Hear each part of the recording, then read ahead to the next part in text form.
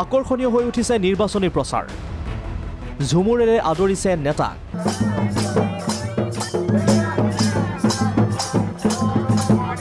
এয়া ব্ৰহ্মপুৰত কাজিৰঙাৰ বিজেপি প্ৰাৰ্থী কামাখ্যা প্ৰসাদ তাছাৰ নিৰ্বাচনী প্ৰচাৰ অংশ লৈছে বিধায়ক জিতু গোস্বামীও আশ্বাস প্ৰতিশ্ৰুতিৰ মাজতে আক্ৰমণৰ লক্ষ্য হ'ল ধুবুৰীৰ কংগ্ৰেছ প্ৰাৰ্থী ৰকিবুল হুছেইন গড় সৰ্গটো নিলে মাংসও খালে যেন পাইছোঁ ৰকিবুল হুছেইন ডাঙৰীয়া গড়টো দেখিলে কি ভূমিকালৈ মই নাজানো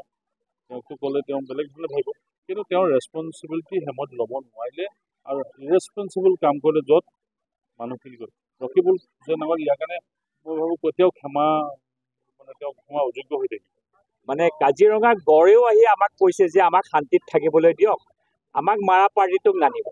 মানে আমাৰ মাৰা নেতাজনকো নানিব আৰু সেই পাৰ্টিটোক নানিবলৈ কৈছে প্ৰচাৰত ওলাইছে কাজিৰঙাৰ কংগ্ৰেছ প্ৰাৰ্থী ৰজলিনা তিৰ্কিও আশীষ ল'লে মেৰাপানীৰ তৰাণী কলাজানৰ নামঘৰত প্ৰাৰ্থীগৰাকীয়ে ৰাইজৰ ওপৰতে এৰি দিছে সকলো বহুতোক নিৰ্বাচন হৈছে নিৰ্বাচনতো ৰাইজে যি ধৰণে মানে সকলো ৰাইজৰ ওপৰত এৰি দিছোঁ ৰাইজে যি ধৰণে আশীৰ্বাদ দিব সেইটোতে আমি কৰিম আৰু ৰাইজেহে ক'ব কথা প্ৰচাৰত ওলাইছে তৃণমূল কংগ্ৰেছৰ অসম শাখাৰ সভাপতি ৰিপুণ বৰাও চিৰাঙৰ বিজনীত কোকৰাঝাৰৰ দলীয় প্ৰাৰ্থী গৌৰী শংকৰ শৰণীয়াৰ হৈ প্ৰচাৰ চলাই ৰিপুণ বৰাই বিৰোধী নেতাক গ্ৰেপ্তাৰ কৰা প্ৰসংগত ক্ষোভ উজাৰিলে বৰাই নিৰ্বাচনী প্ৰচাৰৰ পৰা এই নেতাসকলক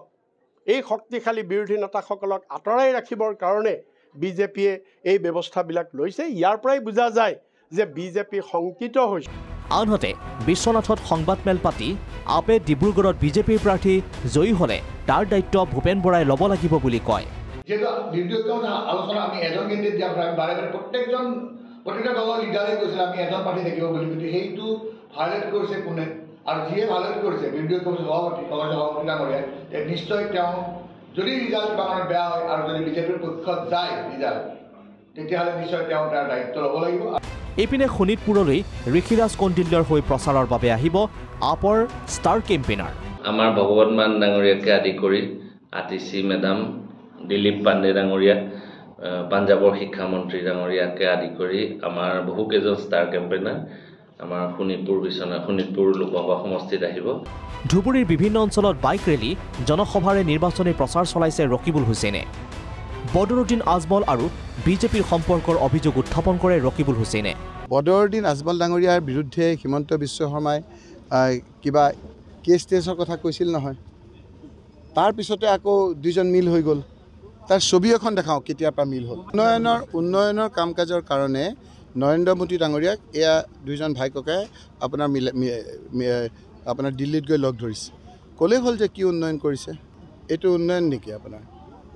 অমিত শ্বাহ ডাঙৰীয়াৰ লগত অকলে বহিছে যে নাহৰকটীয়াত লুৰিণজ্যোতি গগৈৰ হৈ নিৰ্বাচনী প্ৰচাৰত অংশ লৈ গীত জুৰিলে ভূপেন বৰাই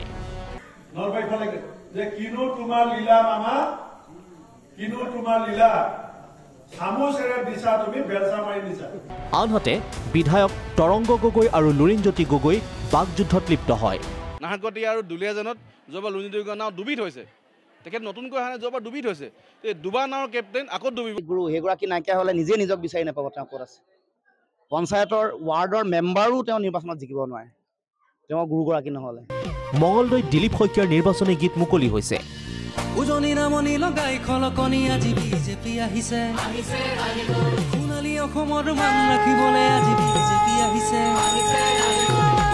মাহমৰাত গৌৰৱ গগৈয়ে প্ৰচাৰ চলোৱাৰ সমান্তৰালকৈ মাজুলীত তেওঁৰ হৈ নিৰ্বাচনী প্ৰচাৰ চলাই প্ৰাক্তন মন্ত্ৰী অকণ বৰাই নগাঁৱৰ বিভিন্ন অঞ্চলত নিৰন্তৰ প্ৰচাৰ চলাইছে প্ৰদ্যুৎ বৰদলৈয়ে নগাঁৱত বিজেপিৰ দুগৰাকী প্ৰাৰ্থী বুলি বিজেপি আৰু AIUDFক কটাক্ষ কৰে কংগ্ৰেছৰ প্ৰাৰ্থীজনে বিজেপি দলৰ দুজন প্ৰাৰ্থী নগাঁও এজন সুৰেশ বৰা ডাঙৰীয়া আৰু আনজন বিজেপি দলৰ প্ৰাৰ্থী হ'ল আমিনুল ইছলাম এইপিনে প্ৰচাৰ কাৰ্যসূচীত অংশ লৈ শোণিতপুৰৰ বিজেপি প্ৰাৰ্থী ৰঞ্জিত দত্তই কংগ্ৰেছৰ পতাকা লগাবলৈও মানুহ নাই বুলি কটাক্ষ কৰে কংগ্ৰেছৰ পতাকাখন লগাবৰ কাৰণে তেওঁলোকে মানুহ নাই বাক্সা কোকৰাঝাৰত UPPLৰ যোগদানৰ লহৰ উঠিছে প্ৰায়বোৰ যোগদান সভাত অংশ লৈছে প্ৰমোদ বড়োৱে বহি থকা নাই BPFও কোকৰাঝাৰ বিজনীৰ ঠায়ে ঠায়ে সভা সমিতি অনুষ্ঠিত কৰিছে BPFে ডিপিলাত কংগ্ৰেছ প্ৰাৰ্থী মাধৱ ৰাজবংশীৰ হৈ দলীয় কৰ্মীয়ে প্ৰচাৰ অভিযান চলায় ওদালগুৰিত ঘৰে ঘৰে বিজেপিৰ পতাকা লগাই প্ৰচাৰ চলাইছে দলীয় কৰ্মীয়ে। গোলাঘাটত বিজেপিৰ এক যোগদান সভাত অংশ লয় বিধায়ক বিশ্বজিৎ ফুকনে। এইদৰে নিৰ্বাচনী প্ৰচাৰ তুংগত উঠিছে সমগ্ৰ ৰাজ্য। Bureau' report, Prag news.